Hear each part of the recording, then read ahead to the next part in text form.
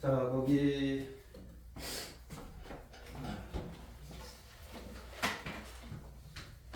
그러니까는 좀 봅시다. 여러분들 그 앞에 이제는 답이 있고요.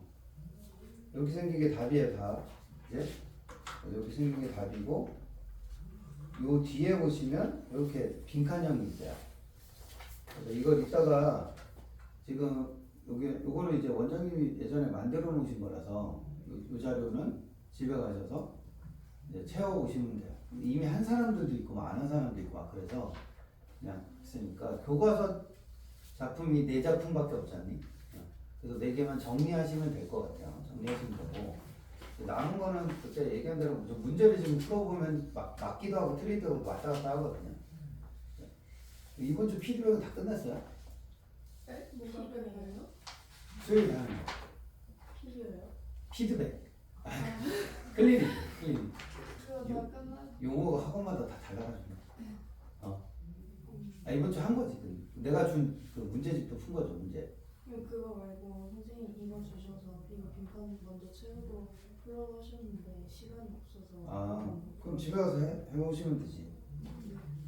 집에 가서 집에서 풀어봐. 그래서 문제를 좀 풀어보시면 되고. 문제는 문제 풀다 보면 이제 포인트 되는 것들을 좀 정리를 해볼게요. 자, 적으면서 보세요. 첫 번째 시가 베르메메죠, 그죠? 그래서 오늘 하고 다음 주부터는 이제 외부 지문 대비를 조금 해야 될 것 같아요, 제 생각에. 이제 진도가 거의 다 빠져가지고 더 이상 할 거 없고 오늘 정리만 좀 하시고.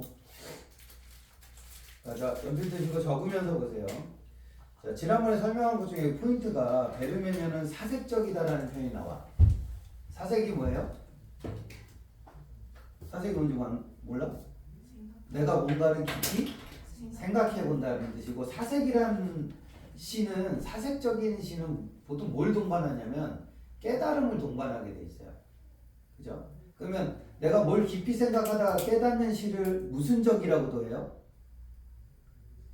볼관자에 빛을 비출 조자를 써서 관조적이라고 해요. 그런 시를. 그래서 이 시는 관조적인 시라고 볼 수가 있다. 왜냐하면 내가 본 거는 뭐예요? 혹은 내가 경험한 게 뭐죠? 배를 매보는 경험이고, 그 과정을 통해서 내가 깨달음을 얻은 거야. 사랑이란 이런 거구나. 이런 것이니까. 이런 시는 관조적인 시다라고도 볼 수가 있게 됩니다. 이해되죠? 이 사람이 깨달은 게 2개가 있습니다. 사랑이 시작되는 뭐야? 과정. 사랑은 어떻게 시작되죠? 갑자기, 우연히, 그죠? 내가 예상치 못하게 시작된다. 이런 걸 하나 깨달은 거고, 또 하나는 뭐니? 사랑의 본질은 뭐예요? 그 사람을 사랑하면 그 사람 주변에 있는 것들도 함께 나와 이제 인연을 갖게 된다. 뭐 이런 것들을 깨닫는 거다. 이렇게 볼 수가 있습니다. 그 특징을 적어보세요. 뭐를 사용해서? 유추를 사용해서 시상을 좀 전개하고 있다.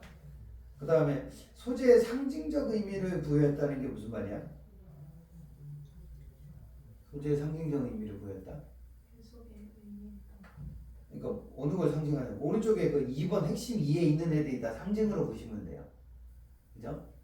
예를 들어서 배는 뭐 상징하죠? 오른쪽 거 적어보세요. 배는 사랑하게 될 대상. 이런 거는 이제 작가가 직접 만든 상징인 거죠. 그죠? 그럼 배를 묶는 밧줄은 뭐야? 사랑하는 사람과 나 사이에 맺어지는 인연. 이런 것들이 이제 상징법이다. 그럼 부둣가는 뭐예요? 그지? 인연을 맺게 되는 장소. 그럼 3가지 있지? 주변 환경은 구름, 빛, 시간이 되겠다. 이런 걸 정리해 놓으시면 될 것 같아요. 그리고 3번은 뭐 그렇게 어렵지 않죠. 사랑이라는 감정을 뭐에다가? 배를 맺는 일에 일치하다. 그래서 요게 이제 시험에 나오게 되면 뭐라고 나올 수 있어? 사랑은 구체적 추상적인 정서적인 부분을 무엇으로 형상화했다? 배를 맺는 행위라는 구체적 행위로 형상화했다. 이렇게 시험에 나올 수 있어요. 이해됐죠? 사랑은 추상적인 거고 배를 맺는 것은 구체적인 거다. 그 다음에 작품 내용 구성해 보면 우연히 뭐를 매본 경험이 있어? 배를 매본 경험이 있고, 그 경험에서 이연해 보면 사랑의 속성을 끌어냈죠. 사랑의 속성은 갑자기 즉 운명적으로 다가오는 게 사랑이다. 그다음에 사면은 배를 둘러싼 주변 환경이 어떻더라 뭐 이렇게 돼 있는 거고 함께 메어진다 그래. 주변 환경에 대한 모습과 사연에 보면 아 그걸 내가 받아들여야 돼. 그래서 사랑에 대한 깨달음 이런 것들이 연결적으로 되어 있다. 보시면 될 것 같아요. 그리고 그 외에도 이제 유추에 대한 시험 문제가 나올 수 있죠. 유추. 이제 이 작품은 배는 뭐예요? 사랑해야 될 대상이라고 해놓고 배를 그럼 정박시키는 건가요? 배를 가서 묶는 거는 사랑의 시작으로 보는 거고, 그죠? 왜냐하면 이제 그럼 유추라는 건 둘 사이에 뭐가 있어야 돼? 공통점이 있어야 된다 그랬죠. 그럼 둘 사이의 공통점은 뭐야? 둘 사이의 공통점은 갑자기 온다는 거예요. 갑자기. 내가 예상하지 못했을 때 오는 거다라는 게 배와 사랑의 공통점인 거죠. 이해돼요? 거기서 시작해서 이게 다 만들어진 거지. 그래서 배가 밧줄이 갑자기 날아오는 건 사랑이 어떻게 된다? 운명적으로 갑작스럽게 시작된다. 그 운명이라는 뜻입니다. 갑자기 날아오는데 운명. 그다음에 밧줄로 배를 매는 건 뭐예요? 그 사랑을 내가 받아들여야 된다는 부분. 그다음에 마지막에 구름빛 시간인데 구름빛 시간은 자 오른쪽에 요거를 구멍을 뚫었어야 되는데 제가 못 뚫어가지고 꿈과 외워야 되죠. 꿈과 가르쳐 놓으세요. 그래서 이미 써져 있긴 하지만 가르쳐 놓으세요. 꿈과 기쁨과 세월이 함께 맺어진다. 이렇게 보시면 될 것 같아요. 그렇죠? 그리고 이 부분을 조금 다르게 해석한 부분이 여기 있죠. 요거였죠. 요거 핵심 이해 보면 구름빛 시간을 뭐라고 해석해요? 사랑하는 대상을 둘러싼 주변 환경 정도로 해석하기도 한다. 두 가지 의미가 다 있으니까 뭐 둘 다 쓰시오 이렇게 나올 수도 있을 것 같아요. 둘 다. 뭐 쓰라고는 안 나오겠지만 둘 다 시험에 나올 수 있다. 그러면 둘 다 맞다 이렇게 보시면 돼. 그렇죠? 그다음에 핵심 3번에 보시면 사랑은 배를 매게 되는 것, 이렇게 뭐뭐 하는 것 이런 게 뭐야? 나 이런 것을 깨달았어 이런 뜻이거든요. 것이라는 말이 그죠? 그래서 여기 유사한 동사구조가 어떻게 됐어? 계속 반복되어 있는데 여기 부분은 자기의 깨달음을 드러내는 부분이고 이럴 때는 아까 얘기했던 사색 그리고 이 관조적일 때는 내가 뭘 이렇게 보다가 관찰하다가 깨달을 때는 말투가 어때요? 좀 담담한 어체를 씁니다. 그지? 그래서 담담 요 두 개 적어주시면 될 것 같아요. 뭐 반복되는 말 찾아봐 이렇게 되는데 그냥 이거 쓰기만 하세요. 반복되는 말 소리도 없이 여기 사실은 소리가 반복되는 게 아니고 없이가 반복되죠. 없이 빈칸을 잘못 풀었어요. 그 다음에 니은단을 왜 쓴다 그랬지? 현재 영어미 지금 막 사랑이 진행되는 현장감이라는 개념 때문에 그래요. 이해돼? 지금 막 사랑이 이렇게 맺어지는 현장감 때문에 쓰는 거다. 받는 것, 메어진다는 것 다 현재형으로 돼 있죠? 그런 것, 받는 것 다 현장감으로 현재형으로 되어 있다. 뭐 리듬감 형성되는 거거든. 크게 막 뭐 시험에 낼 그렇게 많지는 않죠. 이 정도만 외워주시면 될 것 같아요. 그리고 요시 요거 요시가 그 백석의 백화죠. 자 여기 내용의 핵심은 뭐라 그랬니? 특징의 1번 적어보세요. 자연과 그 속에 사는 사람들이 뭐 하는 거야? 좀 빠져있긴 한데 자연과 주제를 적어야겠구나. 이게 막 섞여 있어가지고 정신이 없네. 주제에 보시면 순수한 삶과 순수한 삶이 뭐예요? 자연에서 살아가는 삶을 얘기하는 거죠. 순수한 삶과 혹은 순수한 자연과 순수한 삶의 아름다운 자연이 어우러져 가는 것을 얘기한다. 그래서 이 시는 우리한테 뭘 얘기하려는 거냐면 풍경이 예쁘다는 거예요. 이런 시를 우리가 느낌의 시라고 해요. 느낌의 시. 그럼 이 시를 쓴 사람은 자연에 대해서 뭐예요? 자연 친화적으로 살아가는 게 좋겠어? 아니면 뭐 그런 정도의 얘기를 한 것인데 그냥 보기에 예쁘다 이런 시가 있어요. 예쁘다. 정말 예쁘다 이렇게 하는 시가 있는데 이게 이제 그런 유형의 시예요. 그러니까 내가 뭐 이런 감정을 느꼈어 이런 게 아니고 그냥 봤는데 너무 예뻐. 좋아 이런 시예요. 이게 대부분 우리 고전 시가의 자연 친화적인 시가 이렇게 생겼어요. 그죠? 그러니까 뭐 하얀 눈 위에 푸른 바다가 펼쳐져 있어. 어부사시가가 그렇잖아. 그지? 그게 이건 뭐였죠? 만경유리에 뭐가 있어? 천첩에 옥산이 펼쳐져 이렇게 표현하잖아요. 그럼 이런 시는 대부분 자연에 대한 예찬이에요. 대부분 보면. 그렇죠? 그래서 그 특징 1번에 보면 자연과 그 속에 사는 사람들의 삶이 어떻게 됐어? 잘 어우러져 있는 게 예뻐. 그러니까 그걸 뭐 하는 시야? 예찬하는 시다 이렇게 보시면 돼요. 예찬하는 시. 됐죠? 그냥 예쁘다 이러지요. 그 다음에 자작나무다라는 식구의 각 행의 끝에 반복해서 뭐를 형성한다? 운율을 형성한다. 이 정도만 체크해 주시면 될 것 같아요. 여기 크게 할 건 없습니다. 성격에 보면 약간 시골스러운 거 많이 나오면 무슨 적이라 그래? 향토적이라고 합니다. 향토적. 그 다음에 시는 뭐 자연을 추구하는 시니까 자연친화적. 이 정도 적어주시면 될 것 같아요. 그렇죠? 넘어가서 성능 풀이를.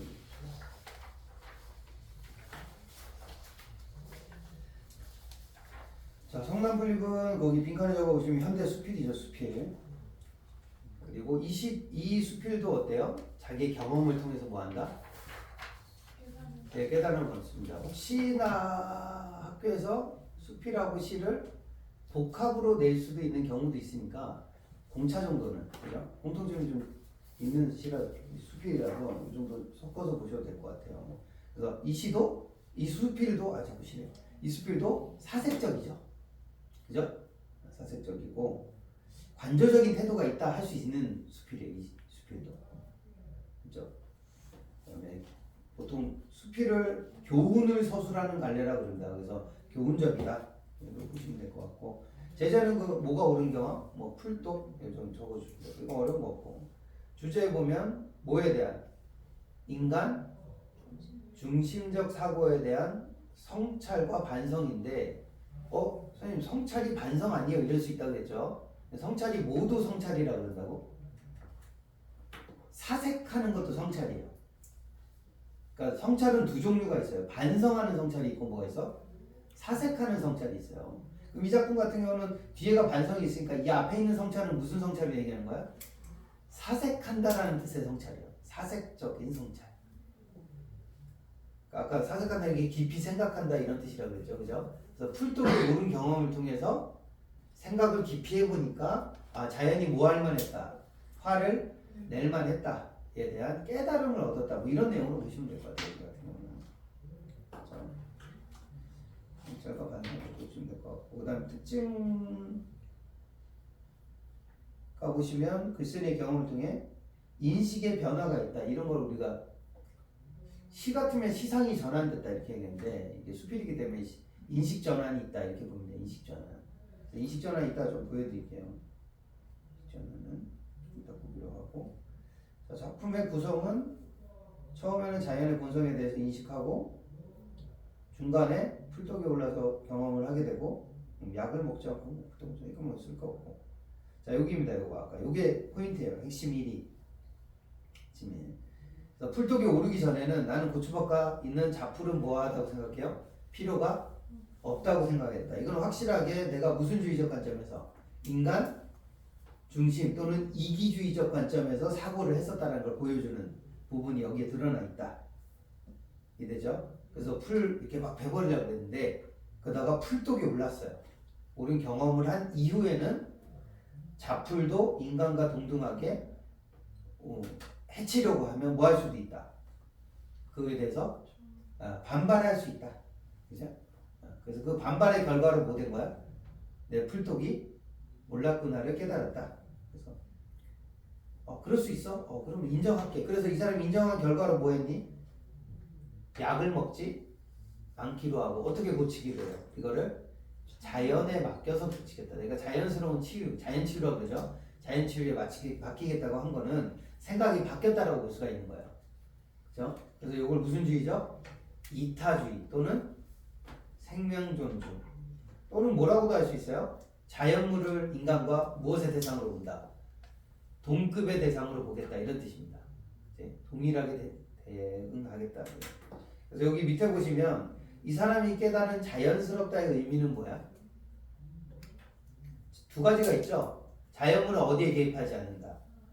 다른 사건에 개입하지 않는다. 즉 뭐 그 대표적인 예가 두 가지였지. 큰 물고기가 뭐예요? 작은 애를 잡아먹는 행위 있죠. 거기 점강법이 쓰이면서 나온 거 알아? 점강이야, 그지? 물고기가 점점 작아져. 근데 거기 방법은 큰 게 뭘 먹어? 작은 걸 먹죠. 이렇게 연결되면서 큰 게 작은 걸 먹고 이렇게 볼 수도 있고, 거기는 이렇게 제가 보니까 반복도 있고 뭐도 있어요. 그거를 연쇄라고 볼 수도 있어요. 그죠? 왜냐면 잉어가 뭘 먹어? 붕어를 먹고 붕어가 다시 송사리를 먹고 이렇게 돼 있죠. 그 원숭이 엉덩이가 빨가면 사과는 맛있어, 이렇게 된 게 연쇄법이야. 이해되지? 그래서 거긴 점강도 되고 뭐도 돼요. 반복도 되고 연쇄도 가능할 것 같아요. 제가 보기에는. 그래서 표현법이 한 3가지 정도 들어가 있어. 그 부분은 시험에 나올 가능성이 좀 높으니까 잘 챙겨 놓으시고, 또 하나는 자연과 인간을 비롯한 모든 존재가 근원적으로 뭐하다? 동등하다. 그리고 아까 인위적으로 개입하지 않는다는 거에 예시가 뭐였지? 애 하나밖에 없는 집에 그 아버지가 할아버지였냐? 그냥 뭐 밖에 나가서 업으로 나가셨다가 죽어도 자연은 거기에 대해서 아무런 관여를 하지 않죠. 죽으면 죽는 거지 뭐, 이렇게 되는 구조를 가지고 있다. 그래서 인위적인 조작을 하지 않는 것이 뭐야? 자연스러운 것이다. 이렇게 놓고 보시면 될 것 같습니다. 그리고 우리 문제 푸시다 보면 누가 자주 나와요? 요건 자주 나오죠. 작품에 대한 태도가 나와는 못되는 대상, 대조되는 대상, 이렇게 보시면 돼요. 근데 조심하실 거는 아까 여기 보면 제 생각엔 이 부분도 조금 조심해야 될 부분인 것 같긴 하거든요. 뭐냐면 내가 자풀을 베기 전에는 뭐예요? 여기가 이렇게 돼 있단 말이에요. 좀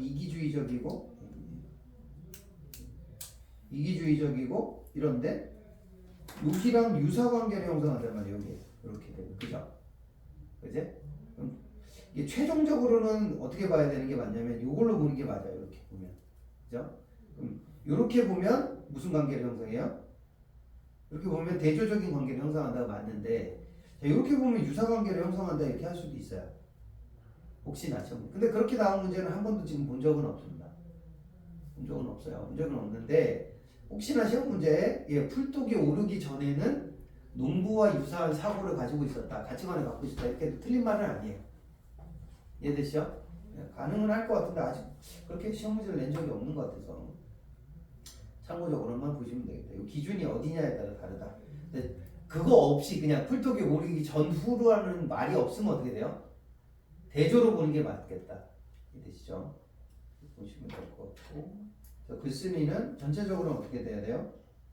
이런 거 다 빼면 이거 얘를 제거하면 여기가 이렇게 대조가 됩니다. 이렇게, 그죠? 이타적인 사고, 생명 존중 사상을 나는 갖고 있는 거고 농부는 안 갖고 있다, 이렇게만 하시면 될 것 같습니다.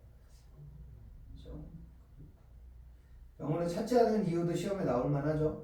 그래서 인간 중심적인 생각 때문에 풀독이 올랐으면 깨달았고, 자연의 모델로 순리대로 치료하는 게 좋다 해서 병원을 안 갔다, 써주시면 될 것 같아요. 그런 거 없죠. 그 다음에 제목이 성남 플립이 뭐예요? 이렇게 물어볼 수 있어요. 성남 플립은 플립이 화를 냈다잖아, 그죠? 뭐에 화를 낸 거야? 인간 중심적 사고에 화를 냈다, 그죠? 그리고 자연스럽지 못한, 자연의 순리를 거스르는 삶의 태도를 경고하고 질책했다, 이 정도로 보시면 될 것 같습니다. 됐죠?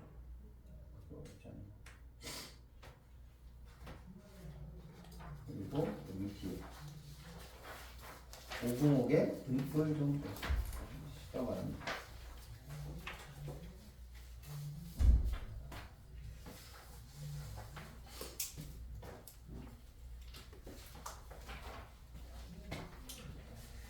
자, 거기 이 작품도 등불은 이제 두 아이를 모아는 걸로 돼 있어요. 관찰하는 걸로 돼 있죠. 그래서 이 시도 관조적인 시라고 볼 수가 있습니다. 이 시도 관조적인 시가 되겠고, 성격은 성찰적이라고 돼 있습니다. 이 성찰은 반성하는 게 아니고 뭐야? 사색하는 성찰이다라고 생각하시면 될 것 같아요. 사색적 성찰 챙겨주시면 될 것 같고, 두 아이가 생명 존중의 태도를 보여줬죠, 그죠? 그래서 거기에 대해서 되게 감명을 받아서 쓴 시입니다. 저 여기 빈칸이 다 채워졌는데 자, 빈칸 채워보세요. 생명을 존중하는 두 아이를 본 뭘 통해서? 경험을. 자, 여기 이렇게 보면 본 적이 있나요? 본 적이 있나요? 그러니까 이것도 역시 뭐가 반복돼요? 유사한 동사 구조가 반복이 되면서 여기가 A라는 친구, 그 개미한테 피해줬던 친구 하나, 그 다음에 그 밴드 가져와서 붙여주는 애 하나 이렇게 되니까 자, 이렇게 A, B가 나오면 이런 건 대꾸가 아니고 이걸 무슨 식이라 그래요? 병렬적으로 제시했다 이렇게 얘기합니다. 그죠? 그래서 여기 병렬적으로 제시하며 하고 써주시면 될 것 같고 그래서 경험을 병렬적으로 제시했다 이렇게 쓰시면 될 것 같아요. 그 다음에 이 시 같은 경우는 여기 쓰실 때 이제 높임의 어미죠. 높임의 어미. 높임의 어미 비읍니다를 사용해서 두 아이에 대한 존경의 태도가 있다. 그죠? 이 경어체를 누구 때문에 쓴 거야? 두 아이 때문에 썼다는 뜻이 됩니다. 존경의 태도를 드러내고 있습니다. 이렇게 보시면 될 것 같아요.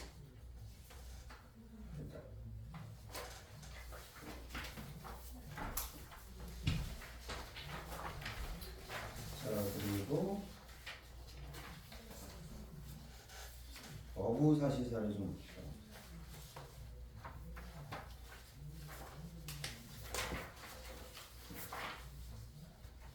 이제 적어놨어야 했는데 안 적어놔가지고 그냥 보면서 할게요. 저도 적으려고 했는데 제가 죄송해요. 정신이 없었어. 아 제가 지난주에 어디 갔다 왔는데 너무 정신없는 주간이었어요. 빨리 적어놨어요. 자 그러면 그냥 제가 불러드릴게요. 한번 적으면서 보세요. 무슨 시조예요? 연시조. 총 몇 수짜리? 40수 정도 됩니다. 이 시는 40수. 자연을 즐기는 걸 무슨 적이라고 그래요? 풍류적이라는 거. 풍류적. 풍류적. 이 시는 자연 친화적. 친화적. 요즘 여러분도 빈칸 보시고 좀 답지를 띄워놓고 하는 게 좋겠다. 풍류적, 자연 친화적. 아니지, 내가 빈칸이 어딘지 모르지. 이 문제는. 자, 그다음에 두 번째는 주제는 자연 속에서 뭐야? 어떻게 살아가는? 예, 한가롭게 살아가는 어부의 흥취입니다. 한가롭게. 한가롭다를 사자성어로 뭐라 그래요? 두 개 나옵니다. 유유, 자적하고 또 하나는 강호, 한정입니다. 두 가지. 유유자적, 강호, 한정. 적어주시고. 그 다음 이 시는 무엇의 흐름에 따라? 시간의 흐름에 따라 시상을 전개한다. 근데 두 가지예요. 왜 두 가지냐면 뭐에 따라 썼어요? 전체적으로는 봄, 여름, 가을, 겨울로 돼 있어요. 그래서 봄, 여름, 가을 계절의 변화에 따라 썼다는 게 더 맞는 시지만 또 하나는 뭐야? 그래서 배를 아침에 몰고 나가서 어떻게 해요? 저녁에 돌아오는 구조 형태로 돼 있어요. 근데 그건 어디에 드러나 있어? 응? 영구에 있죠. 영구에 드러나 있어요. 배를 운행하는 과정이 이해되지? 그래서 두 가지 시간의 흐름이 있습니다. 얘는 계절의 변화도 되고 아침에서 어디로 저녁까지의 어떤 배를 운행하는 과정에서 쓰여지는 시간의 흐름도 존재한다. 그 다음에 뭐 대꾸, 은유, 반복 이런 것들은 개별로 보시면 될 것 같고 뭐를 배치했어요? 영구를 배치했다. 그래서 영구가 두 가지였죠. 영구를 배치해서 작품의 흥을 돋구고 사실감을 더하고 있다 이렇게 볼 수 있는데 영구를 배치했다. 챙겨주시면 될 것 같아요. 이거 채워서 얘기해 줍시다. 그 다음에 춘사는 강촌의 봄 이렇게 적으시면 돼요. 봄 풍경. 그 다음에 하사이는 무라일체된 삶의 즐거움. 그래서 누구 나오지? 백구 나오죠. 백구.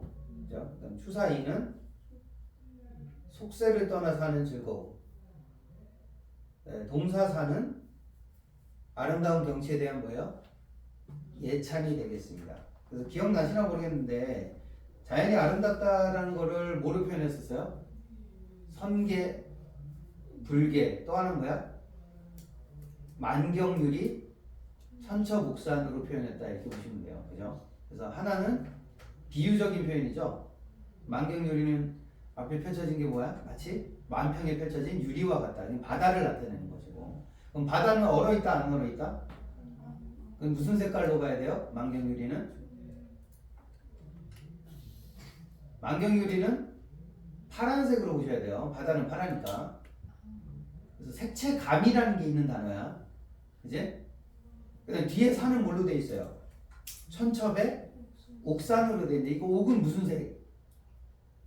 여러분 생각하는 푸른색 옥이 아니고 백옥이 있어요. 백옥 흰 옥이에요. 흰 옥. 그럼 뒤에 있는 산이 뭐야? 뭘로 덮여 있는 상태? 눈으로 싹 덮여 있는 상태니까 이거는 무슨 감? 흰색이라는 색채감이 들어 있습니다. 그래서 혹시나 학교에서 저는 내가 수업할 때 얘기 안 했던 것 같은데 이게 색채 대비가 있는 걸로 볼 수도 있다 이렇게 할 수 있어요. 색채감의 대비가 있는 거야. 색채적인 대비가. 이해돼? 앞에는 바다, 뒤에는 눈 덮인 산 이렇게 돼 있으면 푸른색과 흰색의 색채 대비를 볼 수도 있는 가능성을 열어두셔야 돼요. 그죠? 근데 그건 학교에서 뭐 별 얘기 없었으면 그냥 안 나온다 이렇게 생각하시면 될 것 같아. 얘기가 있었는지 없었는지 보시면 되고. 그다음에 아까 얘기했던 시간의 흐름에 따른 시상전개 적어놓으세요. 그래서 오른쪽에 계절의 흐름에 따라서 각 열수씩 된 게 있고 또 하나는 뭐라고? 아침에서 어디? 저녁 또는 그 옆에다 적어봐. 아침 저녁 말고 또 하나 뭐라고? 배의 운행 과정 그죠? 메띠오라 뭐 노저어라 이렇게 돼 있는 배의 운행 과정으로 되어 있다. 여기 빈칸 없으니까 그냥 적으시면 될 겁니다. 그다음에 자, 각 계절을 나타내는 단어 기억하시면 좋을 것 같아요. 춘사에는 뭐였지?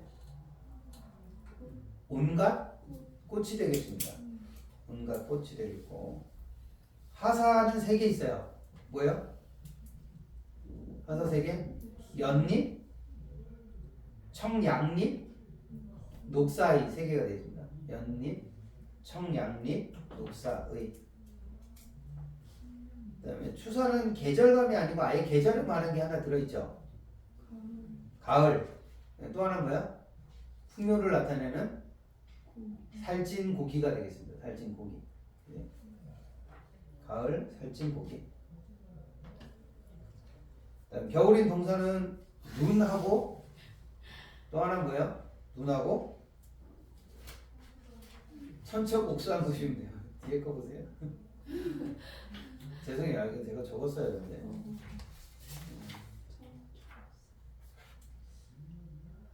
엄청 시간이 남은 줄 알았는데 갑자기 바빠갖고 천척옥수하니. 근데 조심하실 거는 만경유리는 된다 안 된다? 안 된다고 말씀드렸어요. 왜 안 된다고 그랬죠? 바다는 항상 푸른색이기 때문에 만경유리라는 표현은 4계절에 해당이 돼요. 그죠? 천처복산만 겨울산으로 보시면 돼요. 이해되시죠? 너무 빨라요? 나는 안 쓰고 말로만 하니까 나무 빠른 거 같아. 자, 그 다음에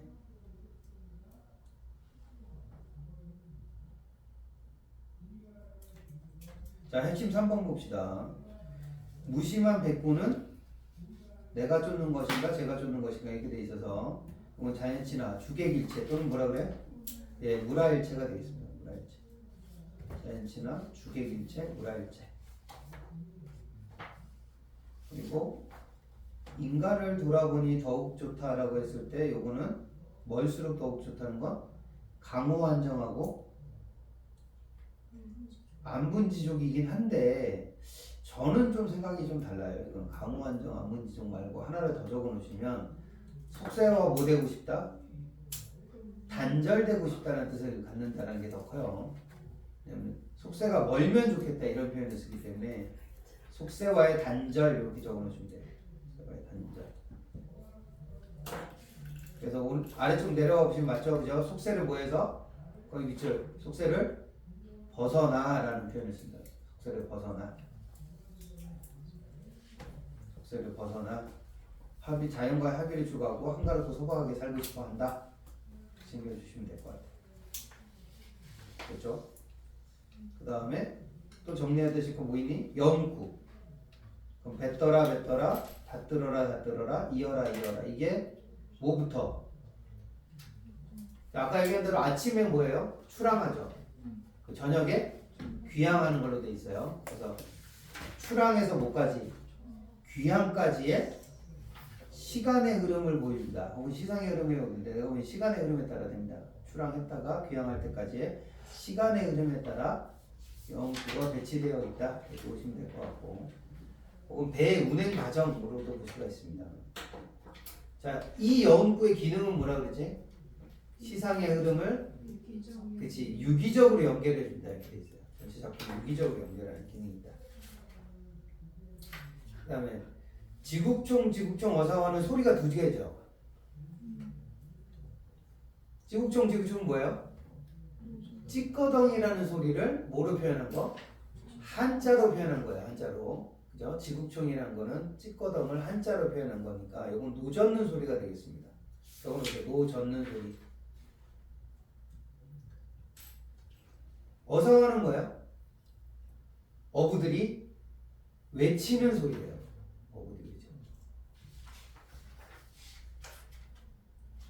어부들이 외치는 소리, 혹은 노저을 때 외치는 소리, 그냥 어부들이 외치는 소리 정도로 보시면 될 것 같아요. 외치는 소리를 무슨 상징어? 음성 상징어 또는 이거는 의성어라고 보시면 돼요. 그죠? 그럼 시가 전체적으로는 봐봐 의성어를 쓴다 그러면 시가 전체적으로는 뭐예요? 시각을 많이 써요. 그죠? 색채감이 있는 단어를 많이 쓰거나 눈에 보이는 아름다운 풍경을 시각을 많이 쓰는데 비해서 영구에는 무슨 감각을 더 많이 써요? 청각 관련된 감각을 더 많이 쓴다는 것도 좀 알 수가 있어요. 그러면 이게 봐봐 거기다 적어놓을래? 이거 잠깐 적기만 하세요. 그러면 영구랑 본 내용이랑 합쳐지면 본 내용은 뭘로 되어 있고 시각으로 되어 있고 영구는 뭘로 되어 있어요? 청각으로 되어 있으면 요게 합쳐지면 뭐가 생기는 줄 알아? 생동감이라는 게 생길 수 있어요. 이게 옛날 사람들이 많이 쓰는 기법이야. 그제? 그럼 이 생동감은 뭘 더 살려줘요? 자연을 즐기는 화자의 흥취를 돋워주는 기능을 한다. 이렇게 할 수도 있어요. 이해되죠? 두 가지 정도를 챙겨주시면 되겠습니다. 여기 밑에 이걸 적어볼까요? 시상전개에 뭘 부여한다? 아, 이거 뭔가 동영상 보는 느낌인 거잖아요. 시각. 그지? 청각도 있고 시각도 있으니까. 그러면 시상전개에 사실감을 부여합니다. 사실감. 지금 말씀드린 대로 시적 화자에 뭘 돋워줘요? 흥취를 북돋워주고요.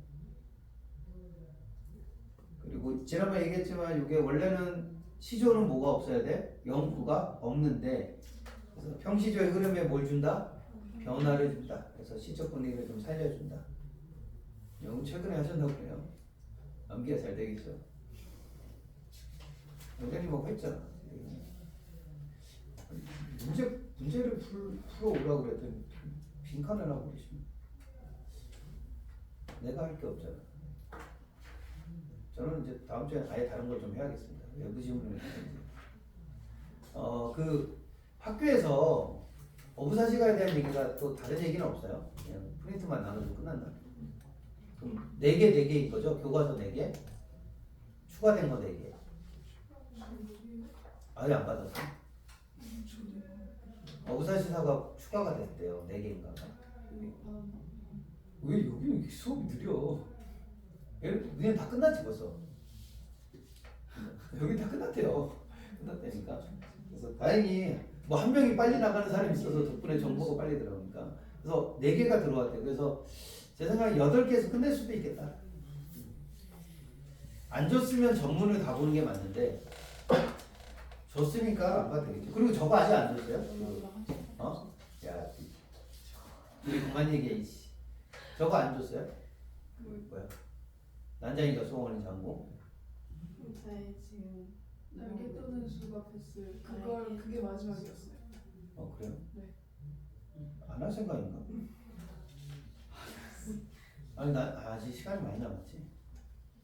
난장이는 아직 얘기 없지. 너도 아직 못 보내. 그러면 저희는 이제 학교 교과서랑 우리가 EBS는 어느 정도 끝내놨으니까 EBS 다 했어요? 빈칸 내가 준 거 안 하고 있죠? 빈칸은 뒤에 문제를. 문제를 하자. 빈칸은 했어요. 빈칸 다 한 사람 한 명밖에 없어? 빨리 하세요. 뭐 이렇게 밀어놔 그거를. 이번 주까지 하면 이제 교과서 어느 정도 끝난 것 같아. 내가 보기엔 내 느낌에는. 그래서 오늘 문제 푸는 거 보니까 거의 웬만한 건 다 정리가 됐는데 약간 애매한 것들이라 외부 지문이나 이런 것만 조금 안 되는 것 같고 나머지는 크게 문제는 없고 그러면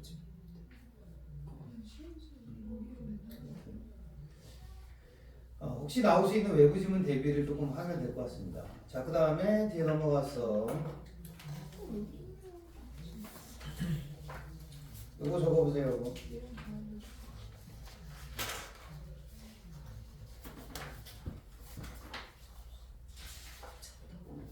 자, 이 청로루는 세 가지 특징이 있네요. 경치를 보여주기 때문에 서경적이라고 합니다. 서경적. 그 이렇게 쓰는 시를 뭐라 그래? 제가 지난번에 그림 한번 그려드렸죠. 푸른 산이 있고 자주색 뭐가 있어요? 먼 산 청운산이니까 푸른색 지붕을 가진 절이 있고 산은 자산에 있다 이렇게 되니까 뭐 그죠? 보라색 산이에요. 산은 보라색 산이에요. 그리고 낡은 기와집으로 된 절이 있고 봄눈이 녹고 나서 느릅나무가 있고 거기에 노루가 한 마리 있고 그 노루 눈에서 뭐가 돌아? 구름이 도는 장면 이런 것들은 다 무슨 법? 묘사적 묘사. 그래서 묘사적 두 가지 적어서 서경적 묘사적. 이 시는 조금 이해가 안 되는데 이 시는 이렇게 자연 풍경을 뭐하는 구조로만 돼 있어요. 이렇게 관찰하는 모습으로 돼 있죠. 그래서 관조적이라고 합니다. 이런 시는 관조적. 이 시는 그래서 경치밖에 없어요. 굉장히 경치밖에 없는 시고 봄의 경치에 대한 흠치. 그냥 아까 얘기했던 무슨 시야? 예쁘다라는 시. 예쁘다. 이런 시도 그럼 뭐가 들어있다고 봐야 돼? 사실은 그냥 아름다운 시를 이렇게 딱 던져놓는 거기도 하지만 이런 것도 되게 이런 풍경은 되게 아름답다 이러는 거니까 예찬적인 태도가 있다 이렇게 할 수도 있을 것 같긴 한데 좀 애매합니다. 지금 안 나올 것 같아요. 그래서 안 나와요. 적지 마세요. 다 관조적이다 이 정도만 해주시면 될 것 같아요. 원래 근데 관조적이라는 말을 쓰려면 이게 조금 뭐라 해야 되지? 깨달음 같은 게 좀 있으면 좋을 것 같은데 이 시는 그러니까 박목월의 청로루는요 사실은 아무 의미가 없어요. 그냥 지가 예쁜 그림 하나 그린 거야. 그거 빼고는 다른 의미가 없어요. 이미지즘 시라고 하는 건데 그 주제도 없어 그냥 예쁜 그림 하나 그리고 끝나는 시입니다. 이거 생각하시면 될 것 같고 여기는 동적 이미지가 있죠. 눈에 뭐가 돌아요? 구름이 도는 거. 나머진 다 정적. 그래서 빈칸에 무슨 이미지와 동적 이미지와 정적 이미지가 조화를 잘 이루고 있는 시다 이렇게 보는 거고 또 하나는 앞에 나온 풍경은 다 어디서 보는 거? 멀리 있는 풍경이죠. 그래서 원경 있고 노루는 근경으로 돼 있어서 이걸 무슨 이동? 시선의 이동에 따라 시상을 전개했다. 그러면 화자는 장소 이동은 없는 거죠. 제자리에 가만히 서서 멀리 보다가 가까이 봤다 이 정도로 보시면 될 것 같아요. 그 다음에 시행을 짧게 배열하고 시행이 다 짧죠? 그럼 뭐로 종결했어요? 명사형 종결을 썼습니다. 명사로 시를 종결했다. 이런 게 특징이 있습니다. 그리고 참고적으로 이거 몇 음보 나와요? 이거 3음보야. 알고 있어? 이거 봐봐. 먼 산, 정운사, 낡은 기와집 이렇게 돼 있죠. 그럼 3음보를 몇 행에다가 2행에 규칙적으로 배열하고 있는 시야. 그죠? 산은 자산, 봄눈 녹으면, 느릅나무, 송잎 피어가는 12구빌. 여기 잘 보시면 위에는 좀 느린 편인데 아래쪽으로 되면서 조금 빨라져요. 속도가 여기가 좀 빠른 편이야. 여기 보시면. 그죠? 그럼 송잎 피어가는 12구비라는 말은 이게 어떠냐면 예를 들어 청운사를 보여줄 때는 카메라 앵글이 약간 멈춰 있는 거예요. 이렇게 자아사는 그죠? 딱 멈춰 있다가 잎이 쫙 피는 건 어떻게 보여줘? 이쪽에서 쫙 이렇게 보여주는 느낌이 있어요. 이렇게. 그럼 속도가 빨라야 돼. 이해되지? 쫙 이렇게. 그러니까 그냥 카메라로 예쁜 걸 담는 느낌의 시인 건데 그렇게 잡았고 청로를 탁 클로즈업 해가지고 눈까지 클로즈업 한다고 했죠 그때. 쫙 클로즈업 하면 여기 눈이 이렇게 돕니다. 근데 여기 마지막만 보면 음보가 없어요. 여기는 청로로 어떻게 돼? 맑은 눈에 도는 구름 이렇게 돼 있어요. 이게 사실은 음보가 잘 보이진 않는데 이게 이렇게 구조가 돼 있어요. 그래서 이런 걸 뭐라 그러냐면 규칙적인 걸 뭐 해버린 거야? 파괴시키는 거예요. 이렇게 되면. 이해되죠? 그럼 여기 봐봐. 여기는 한 음보가 몇 행에 배열이 돼요? 한 행에 한 음보씩 배열이 돼요. 이걸 행배열이라 그래요. 음보의 행배열이라 그래요. 그죠? 그러면 속도가 빨라질까 느려질까? 속도가 굉장히 느려진다 이때는. 한 행. 심지어 여기는 아예 한 연을 뭐 한 거야? 한 음보로 배치를 한 거예요. 연 자체를. 이해되죠? 그러면 이게 속도가 굉장히 느려지고 이렇게 되면 뭐가 많이 남아요? 그러니까 카메라가 빨리 움직이다. 앞에 빨리 움직였잖아.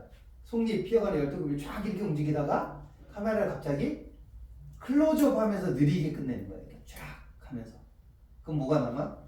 여운이 남게 돼 있어요. 이렇게. 그래서 우리가 보통 명사형 종결도 뭐가 남아요? 여운이 남는데 그림의 풍경 자체도 굉장히 여운이 남게 그려놨어요. 카메라 배치법 자체가 이해되시죠? 그렇게 해서 여운을 좀 많이 남게. 그냥 예쁜 시야. 아무 의미가 없어요. 혹시 이 시 아시나요? 이연보의 어부단가?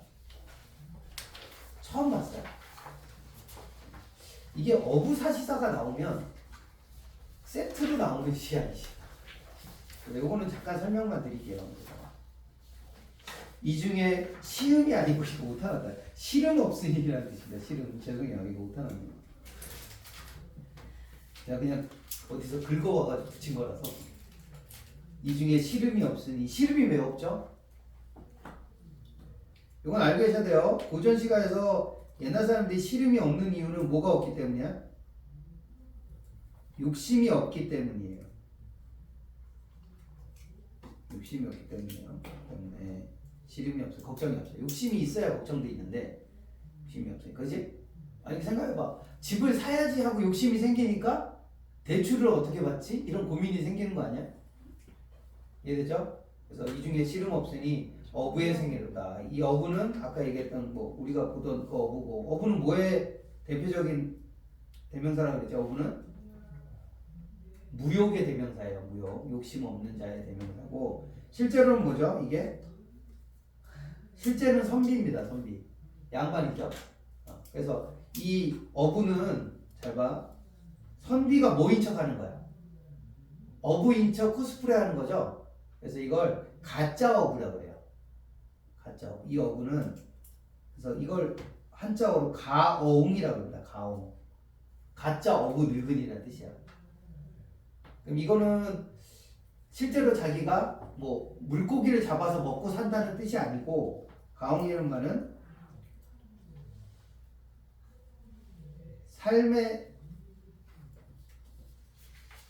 추구하는 삶 이렇게 적어있죠. 아이 참. 화자가 뭐하는 삶? 추구하는 삶의 형태를 말해요. 그럼 어떻게 살고 싶은 거야? 안빈? 낙도의 삶을 살고 싶다 이런 뜻으로 이해하시면 될 거예요. 이해되죠? 그래서 물고기 잡아서 먹고 살겠다는 게 아니에요. 그러니까 실제로는 아예 낚시에 뭐도 없어요. 미끼도 안 끼고 이 바늘도 없는 낚시 가지고 와서 낚시를 합니다. 이런 사람들. 먹고 살려고 낚시하는 게 아니고 그런 삶이다. 보시면 될 것 같고. 이력편주라는 표현 나옵니다. 이력편주가 뭐죠? 요거 배 이름이에요. 배. 그죠? 이걸 뭐라고도 그러냐면 어주라 그런다. 물고기 잡는 배. 어주라 그래요. 어주. 그럼 물고기 잡는 배를 만경파에 띄워두고 이렇게 이력주 또는 이력편주라고도 부르는 배가 있습니다. 낙엽처럼 생겼다 그래서 엽자를 써요. 이력주, 이력편주. 인세를 다 잊었어. 인세는 뭘 뜻하지? 네, 속세를 말합니다. 속세. 인간 세상. 인간의 세상을 다 잊었다. 이 말은 자 잘 봐. 내가 서울을 잊었어요, 한양을 잊었어요 이런 뜻이 아니고 무엇의 상태에 이르렀다. 예, 욕심을 잊었다 이런 뜻이야. 그지? 그럼 아까 얘기한 대로 이 사람의 핵심 뭐야? 욕심이 없으면 뭐도 없다. 근심이 없다. 그럼 근심이 없으니까 날짜 잘 가야 안 가요?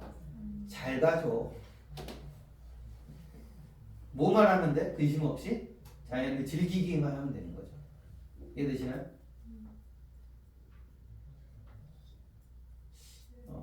네. 근심이 많으면 시간이 안 가요. 그렇죠? 근심이 없으면 시간이 잘 갑니다. 여기 무슨 법이야? 요거 서리법에 해당이 되겠죠. 그죠? 이거는 저 어찌하랴 시험에 자주 나오는 것 같은데 여기도 외부 지문으로 나갈 가능성이 있어서 잘 챙겨놓으시면 돼요. 그래서 지난번에 얘기한 대로 어부가 나왔으니까 어부 나오는 시를 좀 봐두시는 건 좀 필요할 것 같은데 아주 대표적인 게 이 어부단가라는 시예요. 이연과 어부단가. 요 4개밖에 없습니다. 요거는 40수짜리가 아니고 4수짜리예요. 4수. 딱 4개밖에 없는 시. 두 번째가 얘는 근데 뭐가 없어요. 이제 계절이 안 나오죠. 그죠? 이건 계절에 따라 쓰지 않았고 그냥 썼어요. 굽어보니 천신녹수여 돌아보니 만첩천사. 이거 되게 중요한데 이건 제가 좀 그림을 그려드릴게요. 이게 무슨 말이냐면 사람이 배를 이렇게 타고 갔어요. 타고 가서 못 쓰고 이렇게 안 나오는 거. 어부는 뭐 입고 있어요? 삿갓에다가 도롱이 비슷한 거 이렇게 입고 있죠. 여기다 낚싯대를 이렇게 들이고 있어요. 이렇게. 그죠? 근데 이 사람이 이렇게 돌아보니까, 그러니까 낚시를 하다가 이렇게 돌아보니까, 굽어보면, 아래쪽을 내려다보면 여기에 뭐가 있어요? 강이 이렇게 넓게 펼쳐져 있죠. 이게 천심녹수예요. 천심의 녹수예요. 천심은, 한 심이 1.8m니까 1800m짜리예요. 이게 위아래로 1800m 정도 되고요. 돌아보니까 만첩의 청산이라 이렇게 되니까 산이 몇 개인 거야? 여기가 10,000개가 있는 거죠. 이렇게 산이 이렇게 겹친 게 10,000,000개가 있는 거예요. 10,000,000겹. 1,000겹이 되고요. 10,000겹 이렇게. 이해되시나요? 그렇죠? 그럼 이게 왜 중요하냐면 자, 일단 여기서 이제 시험에 나오는 건 여기가 좌우 무슨 구조로 돼 있니? 대구죠. 굽어보니 천심녹수요. 돌아보니 만첩천사. 이렇게 대구법 돼 있고. 그것도 시험에 자주 나옵니다만. 중요한 거는 이거 봐봐. 요 밑에 보면 십장의 홍진이 얼마나 가려졌는가라는 표현이 있어요. 십장 홍진. 자, 홍진이 뭘 뜻해요? 홍진은 속세를 뜻합니다. 속세. 그럼 속세가 가려졌다는 건 뭘로 가렸어요? 속세를? 속세를 뭘로 가렸어요? 방금 앞에 있던 걸로 가렸잖아. 뭘로 가렸어? 산과 물로 가려버리는 거야. 이해되시나요? 그럼 여기에 뭐가 쳐지게 돼요? 자, 이게 10,000겹 혹은 1,000겹 이렇게 돼 있으면 이게 무슨 법이라고 그러지 이걸? 그지? 1,000이나 만을 쓰면 우리가 과장이라고 보시면 돼요. 여기 11,000 이렇게 1,000,000 이렇게 쓰잖아. 그죠? 그럼 이게 과장법인데 이 과장법의 핵심은 뭐냐면 엄청나게 두꺼운 자연으로 뭐 하는 거야? 속세를 가려버렸다는 뜻이야. 그럼 이게 무슨 뜻이냐면 내가 옛날에 지하철을 탔는데 어떤 아저씨가 이렇게 앉아 있는데 옆에 부인 되시는 분이 있었어요. 근데 아줌마가 말이 진짜 많아요. 계속 말씀을 하세요. 근데 아저씨가 어땠냐면 표정이 약간 이런 표정 알아요? 약간 되게 평안한 표정? 근데 아줌마가 계속 얘기를 하니까 듣다 못 참겠는지 아저씨가 무슨 한마디를 해서 근데 난 대화 내용을 하나도 못 들었거든요. 못 들었는데 그때부터 아줌마가 폭풍 잔소리를 하세요. 근데 너무 놀라운 건 아저씨 표정이 변하지 않아요. 아줌마 계속 얘기하면 막 인상을 이렇게 막 찌푸릴 표현도 하잖아. 근데 표정이 변화가 없어요. 그래서 내가 그 아저씨가 분명히 아무것도 안 쓰고 있거든요.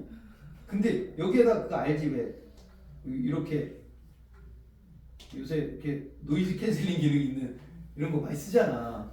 이거 쓴 거 같은 느낌이 드는 거야. 아저씨가 아줌마 소리가 하나도 안 들려. 거의 들어오면 바로 뭐해? 나가는 수준이에요. 와, 나는 진짜 못 참겠다. 나는 근데 내가 얼마나 길게 했냐면 제가 지하철 그때 1시간 탔는데 1시간 동안 하시더라고요. 근데 아저씨 표정이 안 변해요. 정말. 와, 대단하지. 그럼 이 아저씨는 속세의 시끄러운 소리, 와이프의 시끄러운 소리가 완벽하게 뭐 되는 거야? 노이즈 캔슬링이 되는 거죠. 이해되시나요? 이게 그런 거예요. 만겹의 산과 1800m의 강은 속세의 소리로 완벽하게 보이죠? 막아줘 버려요. 이걸 뭐라 그래? 이걸 두 가지 단어로 얘기합니다. 속세와의 뭐야? 거리감이라는 것과 단절감이라는 것. 그러니까 우리가 보통 거리감이 있다 그러면 단절감도 같이 오게 돼 있거든요. 그죠? 그러면 이 밖에서 막 이 속세의 시끄러운 소리 있잖아요. 속세는 맨날 뭐하니? 싸우죠. 그래서 이걸 뭐라 표현하냐면 시비 소리라 그래요. 시비. 시시비비를 가리는 소리가 있어. 어디가 제일 시끄럽죠? 우리나라 요새? 저기 여의도가 제일 시끄러운 거 아시나요? 여의도 아니고 종로죠. 종로 쪽에. 아세요? 아니, 대통령 거기 있는 데 있잖아. 용산. 요새 요새 아직 광화문이 제일 시끄럽다. 광화문이 제일 시끄러워. 사람들 거기가 지금 난리 났어요. 알죠? 빨리 뭐 하라고 난리가 났습니다. 엄청 시끄러워요 지금 그 동네. 그 동네 사시는 분들 진짜 안 됐어요. 광화문 사시는 분들. 그 광화문에도 사람 사는데 얼마나 피곤할 거야. 매주 모여요. 100만 명씩 온대요. 얼마나 시끄럽겠어요, 그죠? 그러니까 세상은요 항상 그래요. 항상 시끄러워. 싸우기 때문에. 다 각자의 뭐가 있어요? 욕심이 있죠. 한쪽은 빨리 대통령을 갈아치우고 싶은 욕심이 있고, 한쪽은 대통령을 지키려는 욕심들이 있고, 이게 충돌하는 거야. 그럼 세상은 항상 싸워요. 근데 이거를 자연에 가면 어때요? 다 걸러주는 거야. 다 막아줘. 저는 그래서 요새 여행을 다니면 사람 없는 데 가요. 사람 있는 데 시끄러워서 싫어. 나도 이 나이가 되고 보니까 윤선도의 마음이 좀 이해가 됩니다. 사람 없는 데가 없고. 이해되죠? 그러니까 이 사람은 주변에 자연으로 쫙 둘러서 이 얼마나 가려졌는 거 이것도 무슨 법이야? 그러면 이거 서리법이에요. 이거는 해석할 때 반대로 해석되는 게 아니고 어떻게 해석해야 돼? 엄청 많이 가려졌구나 하고 영탄적인 표현. 이걸 무슨 설이라 그래? 영탄적 설이라 그래요. 영탄적 설이란 건 뭐냐면 뭐로 해석돼? 아주 속세의 지저분한 먼지, 홍진, 붉은 먼지가 아주 잘 가려졌구나. 그지? 나한테 보이지도 않고 붉은색에 빨간색 하나도 보이지 않는 거죠. 시끄러운 것들 하나도 보이지 않는 거. 강호의 월백. 근데 무슨 색이 떠?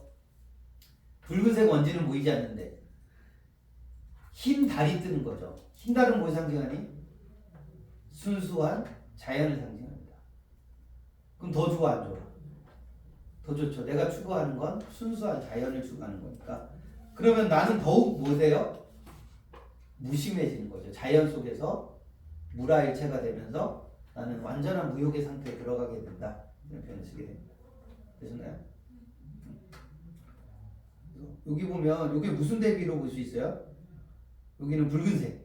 레드잖아, 레드. 색깔을 써야 돼. 파란색으로 쓰고 있어. 여기는 레드. 홍진이니까. 여기는 뭐야? 월백 이랬으니까. 이건 무슨 색? 화이트. 그럼 이런 것도 무엇의 대비라고 볼 수 있어요? 네, 색채 대비라고 볼 수가 있습니다. 이런 경우도 한자어도 색채를 갖고 있기 때문에 색채 대비다 이렇게 볼 수가 있다. 그래서 시끄러운 세계, 속세와 자연을 대비시키고 있다. 달도 자연인 건 아시죠? 이 아저씨. 삼수가 없어. 사수가 아니구나. 삼수 보세요. 청아에 밥을 싸고 농류에 고기 깨요. 청아에 밥 싸거나 이거 밥이라든가 농류에 고기 깨었다든가 이런 것들은 무슨 밥이야? 소박입니다. 소박. 소박한 밥상. 그죠? 네, 소박함을 드러내게 되고 이런 걸 뭐라 그래? 만족해. 이러면 뭐라 그러지 이걸? 안분 지족이라고 하죠. 나는 밥하고 뭐만 있으면 돼. 말린 물고기예요. 이거 회 뜬 거 아니야. 했던 게 아니고 옛날 사람들은 고기를 저장할 방법이 없죠. 그러니까 소금을 쳐가지고 뭐해? 바람에 말렸다가 그 말린 고기를 조금씩 뜯어서 먹는 거야.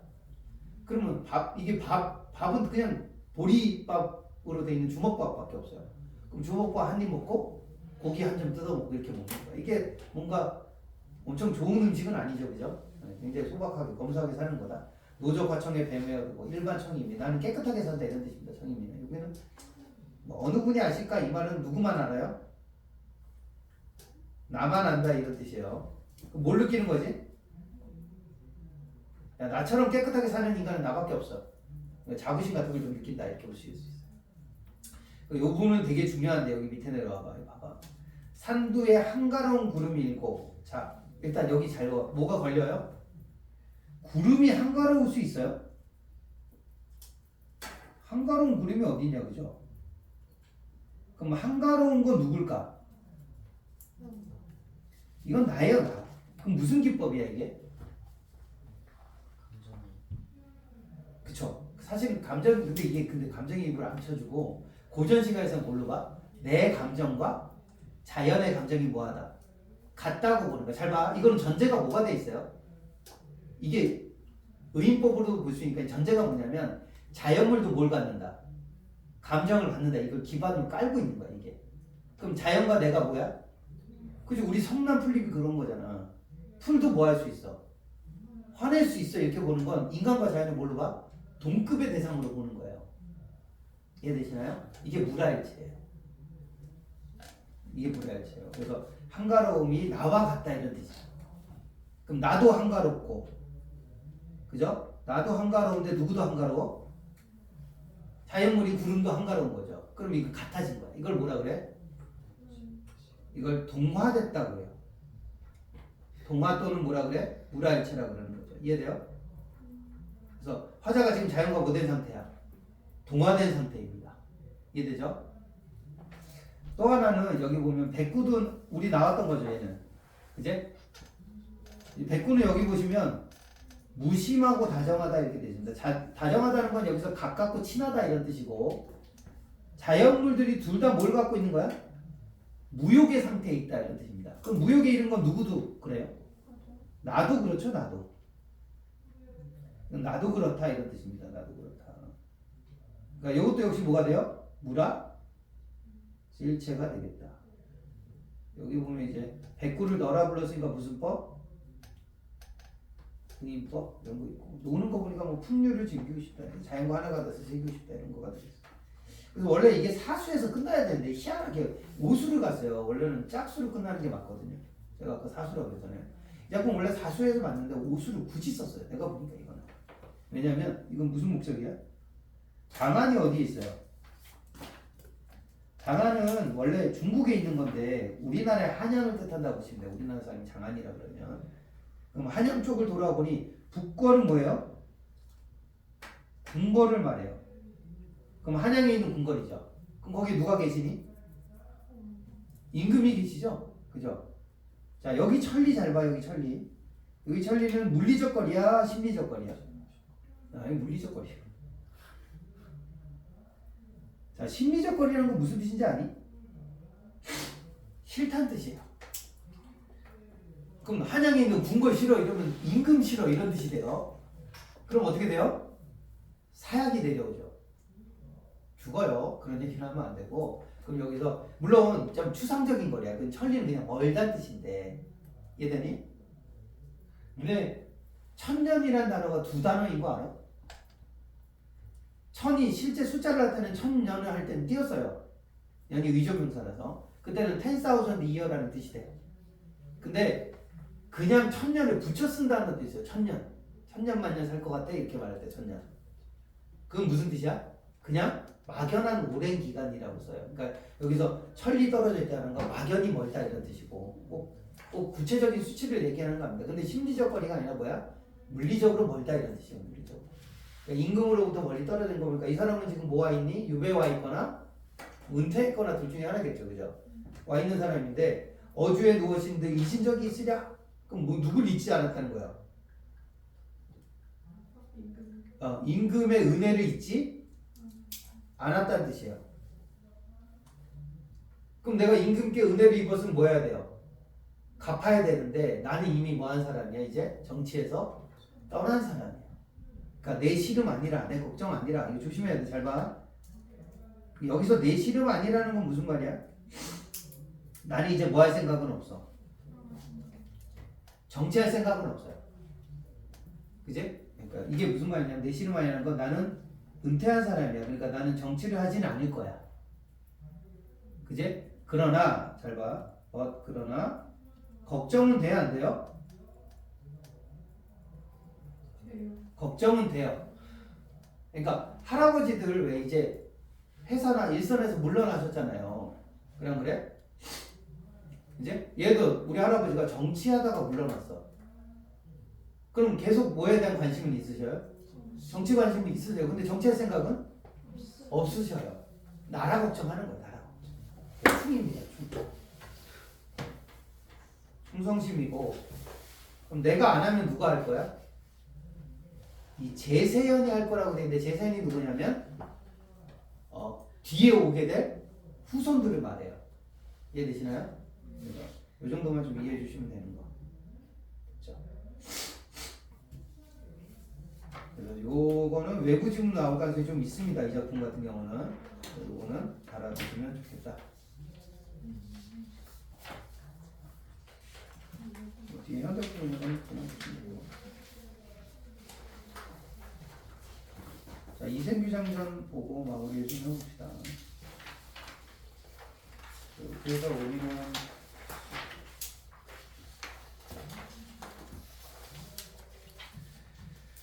자, 얘는 무슨 소설? 전기소설이죠. 전기소설. 좀 해보세요. 빨리 적고 마무리할게요. 배경이 언제쯤이에요? 고려 말쯤으로 되어 있습니다. 고려 말. 근데 시험에 보면 이제 언제로 많이 나와? 아니, 황건적이 침입했을 때라고 시험에 더 많이 나옵니다. 그죠? 이 작품의 배경은 황건적의 난을 배경으로 한다. 이렇게 보시면 될 것 같아요. 그리고 주제는 뭐예요? 죽음을 초월한 남녀간의 애절한 사랑이 되겠죠. 죽음 초월 애절한 사랑 챙겨놓으시면 될 것 같고. 그 다음에 이 작품은 이제 갈등 관계가 어떻게 돼요? 제도, 전쟁, 운명 이걸 다른 말로 뭐라고 시험에 나오냐면 사회와 갈등한다 이렇게 돼 있죠. 사회 제도 또는 현 사회와 갈등한다 이렇게 돼 있어요. 그래서 제도나 전쟁이나 운명, 사회와 대결하는 인간의 대결 의지가 나타나 있다 이렇게 돼 있습니다. 대결 의지가 드러난다. 무슨 말이냐면 제도는 뭐였지? 제도는 부모의 반대죠. 전쟁은 전쟁으로 인한 죽음, 그죠? 운명은 죽은 자는 뭐야? 떠나야 되는 명부의 법칙 세 가지였어요. 그래서 대결하는 인간의 대결 의지가 있다. 그래서 그 장애물을 딛고 이겨내서 뭐하니? 사랑을 계속 이어가는 이야기 이렇게 되겠고요. 산 사람과 죽은 사람의 사랑을 다룬 부분에 전기적 특성이 드러난다 이렇게 볼 수도 있고 여기다 하나만 적어볼래요? 옆에다가 이런 걸 무슨 소설이라고 그래? 명언소설이라고 들어봤어요? 명언소설? 전쟁소설 맞는데 명언소설이라고 들어봤어요. 근데 이 작품은 정확히 하면 전쟁소설 아니에요. 전쟁소설은 뭐 하는 게 전쟁소설이야?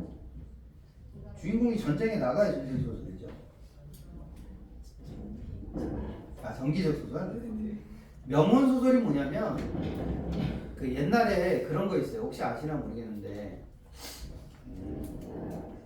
이 동네 총각하고 이 동네 처녀하고 둘 다 일찍 만약 결혼도 못 해보고 죽잖아. 그럼 죽은 자를 결혼시켜줘. 그래서 결혼식을 어떻게 치르냐면 이름을 불러요. 죽은 애 이름을. 이쪽 여자랑 남자 이름을 불러서 거기서 결혼식을 이렇게 치러주는 게 명혼이라고 하는 거거든요. 그래서 이 소설은 죽은 자와 산자가 뭐 하는 거야? 사랑을 이어가는 소설이기 때문에 명혼소설이라는 표현을 쓰기도 합니다. 영혼이 아니고 명혼이에요. 명혼. 되죠? 그 다음에 뭐를 활용해서? 삽입시죠. 삽입시를 활용해서 등장인물의 심리가 효과적입니다. 그 외에도 뭐 대화나 행동을 통해서도 많이 드러나죠. 이건 쉽죠? 뭐를 반복해요? 만남과 만남과 지금 이별을 반복. 뭐 죽음을 반복해요. 만남과 이별이지. 죽음 반복하시면 안 됩니다. 여자 한 번만 죽었지 여러 번 죽지 않습니다. 죽은 건 한 번이에요. 그 마지막에 이렇게 가루가 돼서 날아가는 건 죽는 게 아니야. 원래 귀신이었기 때문에 어디로 가는 거야? 원래 귀신으로 돌아가는 거예요. 그건 원래 자리로 돌아가는 거지. 얘가 다시 죽는 게 아니에요. 두 번 죽인 거지. 전쟁 때 한 번 죽고 옥황상제가 살렸다가 또 죽였고 이런 뜻이 아니고 죽은 건 전쟁 때 죽은 거 한 번이고 원래 자리로 돌아간다 이렇게 보는 게 맞습니다. 그 다음에 4번 만남과 이별을 이거 4번 했죠. 5번 세 가지가 나타나죠. 그지? 유교, 불교, 도교 또는 선사상이라고 그래요. 선사상, 선. 유불선이라고 그러죠. 유불선. 유교, 불교, 도교적 사상.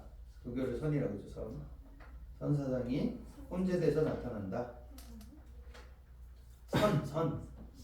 신선할 때 선자. 왜? 그걸 도교라고 그러죠. 종교적으로 도교라고 합니다. 그 다음에 이생이 처음에 누굴 만나요? 최씨를 만나는 장면이 있죠. 거기서 이별의 원인은 뭐였지? 그걸 다른 말로 바꾸면 봉건적 사회제도라고 그래요. 봉건적 사회. 칸이 좀 작은데 그냥 쓰세요. 거기 사이에다. 봉건적 사회제도. 부모의 반대가 봉건적 사회제도 때문에 그렇다. 정확하게 얘기하면 뭐니? 가부장제죠. 아버지가 뭘 결정해요? 자식의 혼인 상대를 아버지가 결정해 주죠. 본인이 결정하지 않지.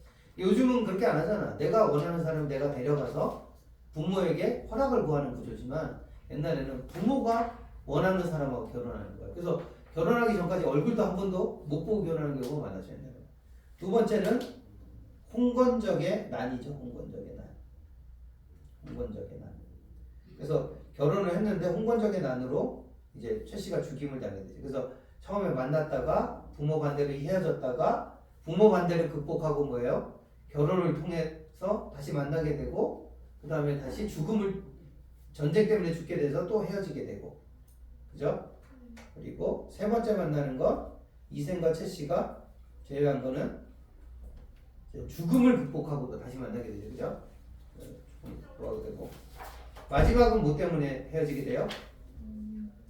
네, 운명이죠. 또는 다른 말로 귀신의 명부라는 단어를 씁니다. 그죠? 귀신의 명부.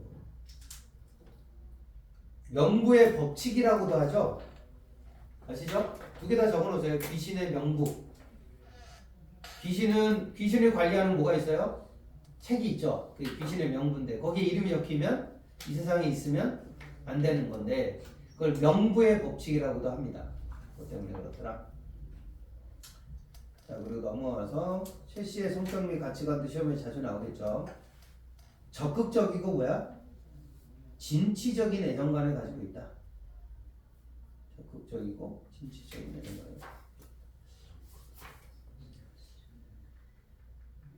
근데 우리 문제 풀다 보니까 뭐가 나와 있냐면 이 여자가 왜 와가지고 이 남자랑 같이 사귀게 된 과정을 자기가 다 요약적으로 막 제시해주는 장면이 있잖아요. 거기에 보면 뭐라고 돼 있냐면 내가 당신을 만나기 전에는 어디에 있었어요? 집에 갇혀 살았다 이런 표현을 써요. 그럼 이 여자는 이생을 만나기 전후가 달라졌다 이렇게 할 수 있어요? 없어요? 예, 있다고 볼 수 있습니다. 문제에서 보시면 그죠? 그래서 여자의 가치관이 변화된 것 같다. 그럼 뭐 때문에 바뀌는 거야? 사랑 때문이죠 뭐. 남자 사랑해서 그동안은 집에만 이렇게 갇혀서 지냈는데 이 남자를 사랑하게 되니까 자기가 굉장히 적극적이고 진취적인 여성으로 사랑을 쟁취하기 위해서 애정관이 변했다라고 볼 수도 있습니다. 애정관이 변했다기보다는 태도가 변했다 이렇게 볼 수가 있을 것 같아요. 적극적인 인간이 됐다. 신경을 주면 될 것 같고 그 다음에 전기적 특성은 거기 빈칸 적어보세요. 이 러브 스토리를 어떻게 만들고 싶은 거야? 판타지로 만들고 싶은 거죠. 그래서 환상적이고 애절한 사랑 이야기를 꺾어간다. 그래서 제가 지난번에 어디가 가장 판타지라고 그랬지? 여자가 돌아오는 장면이 있어요. 그때 뭐가 비치죠? 하늘에서 달빛이 푸르스름하게 비치는 장면이 처음에 시작됩니다. 거기 장면이 거기가 굉장히 판타지고 몽환적인 느낌을 주는 부분이 된다 이렇게 볼 수가 있을 것 같고 그 다음에 만남과 이별을 통해 서사적인 뭘 부여해요? 긴장감이죠. 긴장감. 그죠? 그래서 이 작품은 이렇게 볼 수 있어요. 만날 때는 이완됐다가 헤어지면 긴장됐다가. 그럼 긴장과 이완이 뭐야? 반복이라는 구성을 갖고 있습니다. 이거는 원래 우리나라 문학 작품의 되게 큰 특징 중에 하나예요. 그 다음에 작품의 주제를 효과적으로 부각한다.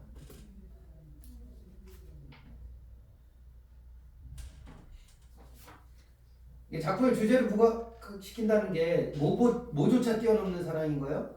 죽음조차 뛰어넘는 사랑이다. 뭐 이런 뜻을 보여주기 위해서는 이 여자가 뭐 해야 돼? 환생을 해줘야 됩니다. 해줘야 이게 죽음을 뛰어넘는다 이렇게 나타나니까. 핵심사는 이생과 최씨의 사랑을 다시 성취하기 위한 걸로 돌아오는 사건의 의미는 무엇의 의도적인 장치가 되겠어요? 작가의 의도적인 장치가 되겠죠. 작가가 일부러 죽음을 뛰어넘는 사랑을 보여주고 싶었던 거다. 그리고 그 의도는 밑에 뭐가 깔려 있어요? 단종의 죽음에 대한 안타까움 같은 게 좀 달려있다 이렇게 볼 수 있습니다. 여러분들 잘 모르실 텐데 가까운 사람이 죽으면 딱 한 가지 소원이 생긴다고 해요. 뭔지 아세요? 주변에 가까운 사람이 죽으면 딱 한 가지 소원이 생긴다. 뭘까? 다시 살아났으면 좋겠다는 소원이래요. 아니 다시 만났으면 좋겠다는 거. 잠깐이라도. 왜? 살아있을 때 못했던 얘기가 있어요. 꼭 생기더라고 이상하게. 그러니까 살아있을 때 얘기해줬으면 좋았잖아.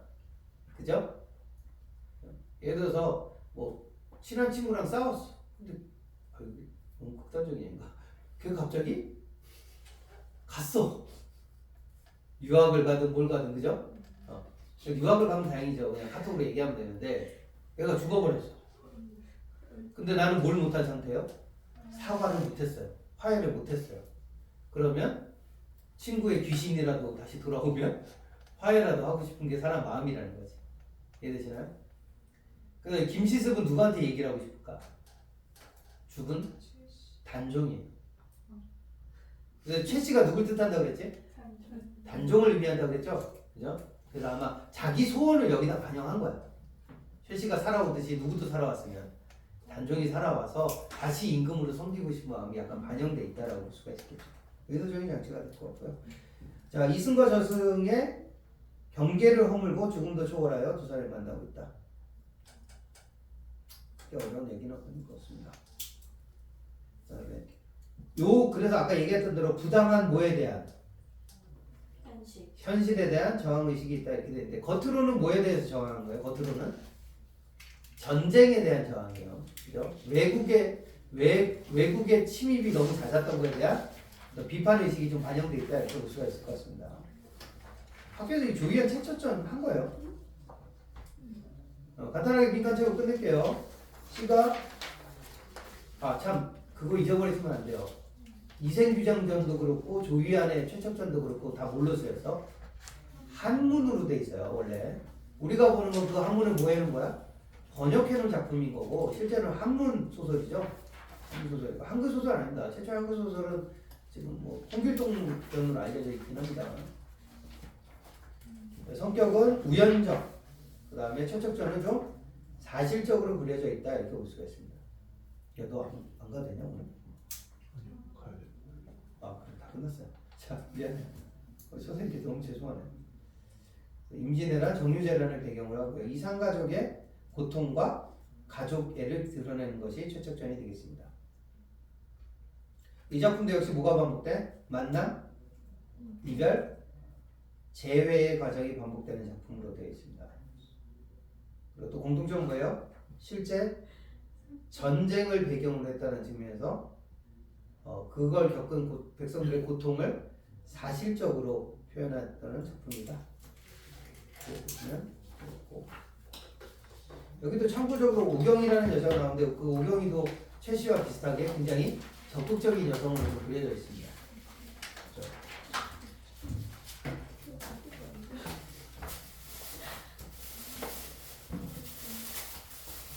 끝나.